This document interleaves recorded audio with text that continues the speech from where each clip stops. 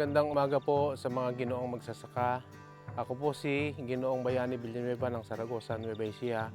Ipakikita po natin ngayong umaga ang sitaw na turo. Mas pamilyar po ito sa mga Ilocano at sa Katagologuan. Ang sitaw na turo po ay napakadaling alagaan. Ito pong tanim na sitaw na turo ay pag-aari ni Odette Alipio na siya kung nakikita araw-araw na dadaanan ay ako ay nagagandahan sa kanyang itinanim na sitaw na turo.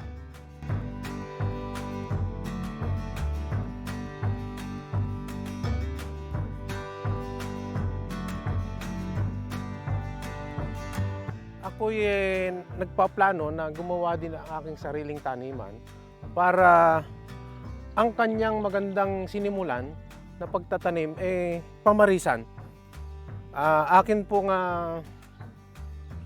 tutularan ang kanyang pagsisikap na makapagtanim ng gulay sa panahon na tagtuyot. Akin pong tutularan ang kanyang ginawa para ako naman po ay mayroong dagdag kita sa pang-araw-araw na kabuhayan. Ito po yung napitas nating sitaw na turo. At ito po ay pamaya-maya, diretso na ito sa market para maging pera.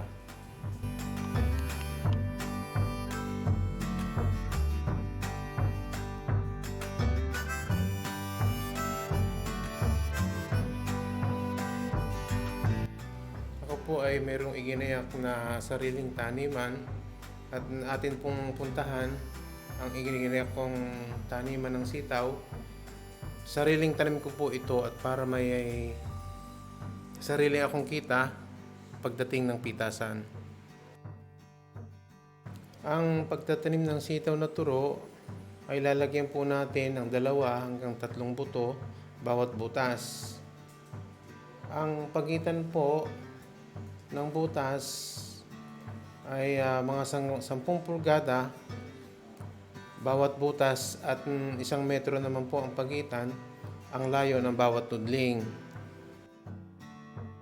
Ating pong diligan ang lahat ng tanim, bawat butas, para madali pong tumubo ang ating sitaw. Yung pong lilitaw na buto sa ating pagdidilig, atin pong tabunan pong muli ng lupa para sabay-sabay po ang pagtubo nila.